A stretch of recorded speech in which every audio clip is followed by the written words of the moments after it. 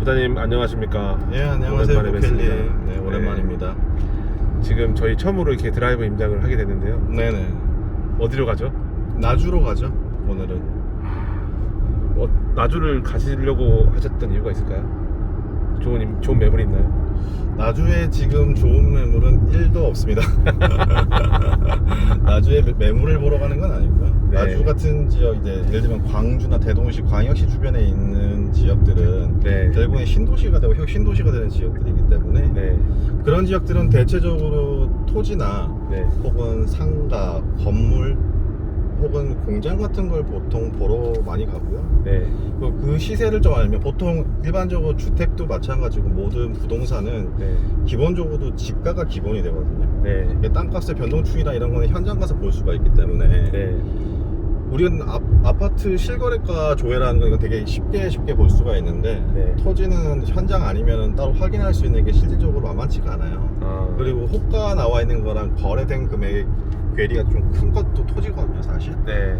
그 기간의 편차도 굉장히 심하고 네. 그래서 현장을 가보지 않으면 알 수 없는 것들이 있어서 현장을 가보는 겁니다. 그냥 일단 나주를 네, 어떻게 일단, 보면 비교를 하기 위한 데이터베이스를 쌓으러 가시는 거네요. 그렇죠. 토지는 현장 아니면 답이 안 나오니까요. 네. 그래도 나중에 누구를 만나러 가시잖아요. 네, 우리 박 소장님을 만나뵈러 가죠.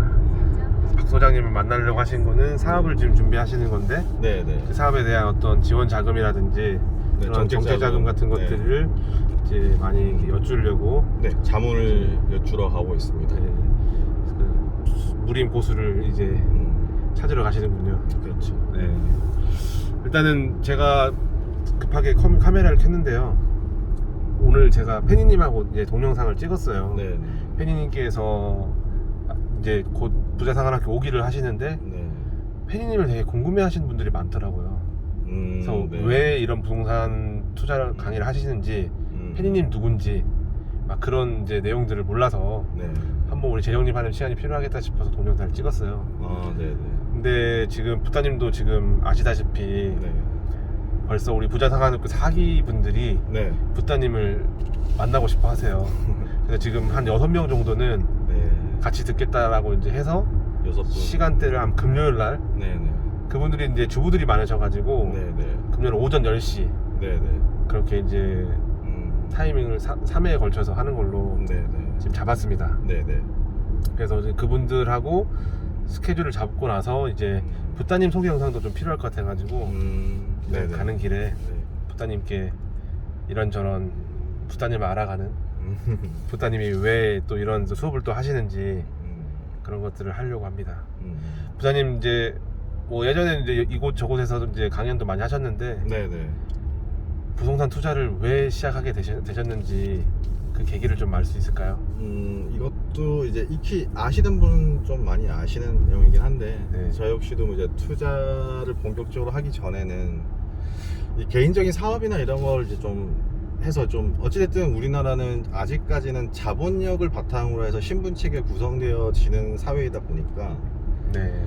조금 더 높은 단계로 진입을 하고 싶어 좀 무리를 해서 흔히 말해 장사죠. 커피숍이라든지 아니면 여러 가지 사업 좀 무리하게 하다가 좀 빚이 좀 많았었죠. 생활 여건이 거의 안 될 정도 수준까지 나락으로 떨어졌었으니까 그때 당시에 이제 빚이 지금 따지면은 한 몇십억 되는 정도의 단위일 거예요. 왜냐면 이제 10년 전 채무가 이제 8억대를 다 넘겼었으니까. 네. 근데 그 시절에 그 채무라는 건 솔직히 좀 살인적인 채무였거든요. 거기에 금리 자체가 일단 워낙 고금리를 땡겼었던 시절이었기 때문에. 몇 년도예요? 그게 제가 2010년도 전후로 대부분 빚이 좀 많이 생겼었죠. 그런데 그리고 나서 좀 회사를 다니고 있는 와중에도 이제 채무 독촉이 좀 심해지고 하니까. 잠시만요. 2010년도에 사업과 직장을 병행하셨다는 거죠? 그 전에 하다가 그때 제대로 이제 망해 먹은 건 2010년도에 제대로 망해 먹은 거죠. 그러니까 지금 이제 부자님이 지금 현재 나이가 40대시잖아요. 네, 40대 초반. 네, 네. 근데 10년 전이면 30대 초반 때. 정말 이런저런 우여곡절을 많이 겪으셨고 그때 직장 다니시면서 사업을 이런저런 것들을 하셨다. 와, 일단은 범상치 않은 스토리인 것 같아요.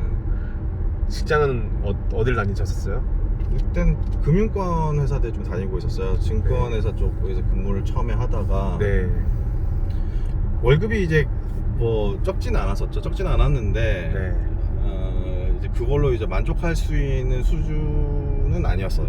네. 특히 좀 부족하다고 느꼈었고 네. 이게 일반적으로 이제 저축을 열심히 해서 이제 만근을 하고 내가 또 거기서 보너스를 받고 이런 식의 생활 패턴 자체에 좀 만족을 할 수가 없었거든요. 왜냐하면 주변에서 이렇게 부를 쌓아가시는 분들 단위가 어떻게 달라지는지, 왜냐하면 증권회사 같은 경우에는 네. 좀 부유하신 분들 자주 접하다 보니까 네. 돈의 규모 자체가 다른 거야. 규모의 경제를 보게 되잖아요. 예. 그러다 보니까 내 파일을 일단은 좀 키워 놓으려면 일단은 사업을 좀 해서 내 파일 자체를 키워서 함께 움직여야겠다라는 생각을 했던 거였고, 그때 당시에도 지금도 크게 달라지진 않았는데 사실 투자로 성공하신 분도 분명히 많아요. 네. 근데 특히 이제 투자에 대한 이제 전반적인 지식을 가지고 그거 자체를 내 삶에 투영해 가지고 삶과 내, 예를 들면 쉽게 말해서 내 일을 하는 게 따로 있고, 네. 거기에 별도로 운영되고 있는 내 투자가 내 그 일과 별개 끊어지지 않으면서 함께 움직이고 있는 분들 중에 부유해진 분이 많지만 네. 사실 가장 돈을 잘 벌고 많이 벌고 단기간에 신분이 바뀌는 방법은 사업이라고 생각을 하거든요. 항상 그래 왔다고 생각해요, 역사적으로. 예를 네. 들면 우리가 알고 있는 이제 일론 머스크라든지 네. 아니면은 뭐 마크 주커버그 같은 사람이 결국엔 투자로 성공한 케이스가 사업으로 성공한 케이스잖아요. 그렇죠. 네. 기본적으로 사업이 가장 큰 수익이 된다라고 그때부터도 생각을 했던 거라서. 근데 이제 말씀드렸겠지만 이제 뭐 투자도 마찬가지고 사업도 마찬가지고 제대로 된 공부가 없이 그냥 무턱대고 뛰어들면 그냥 망하는 길이거든요. 네. 그때 제가 그 망하는 길을 그냥 하이웨이를 뛰고 있었던 거죠. 무리하게 또 벌렸고, 네. 그래서 이제 빚이 채무가 많아졌고. 채무는 얼마 정도였어요? 원금만 8억 4천이 넘어갔었죠. 그러면 1금융, 2금융 다 다 끌었었죠. 끌어다 쓰고, 지인 찬스도 쓰고, 다 끌었었어요. 대부도 쓰셨어요? 대부도 있었죠. 와. 이 금리가 살인적으로 계속 올라가는, 이게 점진적으로 올라가는 게 아니라 계단식으로 이렇게 팍팍팍 올라가게 된 게 있거든요. 그런. 네. 근데 금리가 높은 시기에. 네. 근데 그러다가 이제 해법을 찾고 싶은데, 네.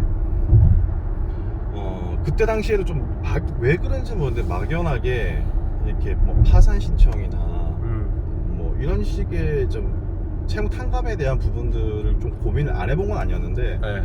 왠지 내가 이걸 좀 벗어나고 나면 사업을 꼭 다시 할 것 같다. 근데 나중에 사업을 다시 할 때 이건 걸림돌이 되겠다. 그렇죠.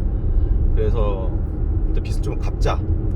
내가 할 수 있는 데까지 갚자 해서 일단 증권사에서 나와서 이제 팀장으로 갈 수 있는 이제 월급 자체가 단위가 기본 단위가 높아지는 직장을 찾다 보니까 이제 은행 쪽으로 가게 됐고, 네. 그래서 다시 은행에서 근무를 하다가, 근데 그 월급으로 도저히 감당이 안 되는 시기가 찾아오잖아요. 네, 계속 그렇죠. 하다 보면. 그래서 방법을 찾다가 결국에는 내가 이걸 어떻게든 조금 더 갚아나갈 수 있는 방법은 소액 투자를 해서 조금이나 좀 금액을 불려서 좀 갚아나가는 방법을 택해야겠구나. 네. 라고 깨달아서 본격적으로 투자를 좀 강하게 진행을 하게 되었죠. 예전에 강의 때 한번 말씀하셨는데, 네네. 직장에 이제 돈을 빌려준 사람이 찾아오셔가지고, 네, 채무자가 뺨을 맞은 적이 있으시다고. 예, 채권자한테는 제가 채무자가 기본적으로 이제 해야 될 도리가 이제 연락이 잘 되고, 예. 갚겠다는 의사를 계속 이제 표현을 해야 되는데, 그게 제가 좀 부족했던 거죠. 근데 네. 이제 그분도 답답하셨던 거고. 그 지인 찬스였던 거예요, 그거는? 지인 찬스 아니었어요. 그것도 이제 그때 당시에 좀 유행하던 그 대출 방법이 있었어요. P2P 방식하고 똑같은 건데. 네. 근데 어쨌든 내가 채무를 좀 갚지 못한 상황이 됐으면 내 개인 신상에 대해서 정보를 공개를 하고 내가 어디 도망갈 사람이 아니다. 네. 그러니까 좀 기회를 달라, 시간을 여유를 주시면 어떻게든 갚겠다. 네. 라는 그런 걸 이제 하다 보니까 당연히 제가 어디서 근무한지 뻔히 아시게 된 거고. 네. 핑계죠. 사실은 너무 이제 시달리다 보니까 너무 힘들어서 이제 금요일에 사실 약간 조금 오늘 하루만큼만 조금 이제 그 좀 안 해주셨으면 좋겠는데라는 생각으로 약간 물론 일도 바빴지만 그러다 보니까 그분이 좀 짜증도 나시고 화도 나셨을 거고 솔직히 양보를 해주신 건 그분이신 거잖아요. 네. 찾아오셔서 분노를 표현하신 거죠. 본인의 그 참아왔던 부분에 대해서. 근데 이제 굳이 조용히 좀 둘이 만날 수 있는 장소에서 좀 그렇게 해주셨으면 그나마 좀 덜했을 텐데 이제 회사 이제 공개적으로 이제 직원들이 보고 있는 자리에서 그러시니까 그때 되게 많은 상처를 받으셨겠어요. 네, 그리고 또 한 번 더 절감했죠. 대한민국 사회라는 건 결국에는 돈이 없으면 네. 아무것도 아닌 자본주의가 확실하게 뿌리 내려져 있는 곳이잖아요. 네. 그렇구나. 네, 근데 가난은 죄가 아닌데 네. 가난한 사람은 죄인입니다. 그래서 돈을 벌어야겠다는 마음을 가지게 된 거고요. 정말 절박하셨겠어요. 결국 갚으셨어요, 다? 다 갚았습니다. 그분 뭐라고 하셨어요? 갚은 날? 갚을 줄 몰랐다 그러시던데요. 진짜요? 네. 그리고 나서 뭐래요? 빰 때린 거 미안하단 말 안 해요? 아니 그분 다 잊으셨죠. 본인이 잊었다? 본인 기억 안 나요. 그 말 저는 안 꺼냈어요. 그래도 어떻게 보면 감사하네요. 나에게 어떻게 보면 더 네. 동기부여를 해주신 분이네. 그렇죠. 네. 동기부여도 됐고 그리고 약간 그 희망적인 생각이 제 안에서 좀 그러니까 헛된 희망이죠. 네. 말 그대로. 그러니까 내가 좀 이렇게 기회를 주시면 좀 어떻게든 갚아나겠다고 했을 때 그분이 흔쾌히 응해 주셨고 네. 근데 그거에서 내가 막 만약 그런 계기가 없었으면 조금의 여윳돈이나 생겼으면 투자를 하는 게 아니라 네. 진짜 말도 안 되는 뭐 예를 들면 뭐 복권을 산다든지 아니면 헛된 희망에 한 방에 뭔가 기대는 그런 걸 아마 했었을 수도 있어요. 근데 네. 이 순간 지금 내 손에 있는 1, 200 이걸 당장에 어떤 식으로든 진짜 안정된 방법으로 안정된 확률로 굴려야 된다라는 걸 절박하게 만들어준 그 계기가 됐었으니까. 네. 야, 진짜 정말 저로서는 상상할 수 없는 그런 스토리입니다. 그걸 어떻게 이겨낼 수 있을까? 야, 진짜 대단하세요. 근데 그런 와중에 부동산 투자로 기회를 찾으신 거네요. 그렇죠. 네. 그전엔 부동산 투자 한번 해본 적은 없으시고. 아니요. 이렇게 부동산 투자를 이제 어떤 식으로든 투자들은 여러 가지를 나눠서 하긴 했었는데 네네네. 그 로직에 대해서 되게 심플하게만 생각을 한 거예요. 깊이 있게 공부를 안 하고. 근데 투자라고 하더라도 되게 얕은 범위에서 네. 이제 예를 들면 뭐 경매가 있으면 경매 이런 게 좋다고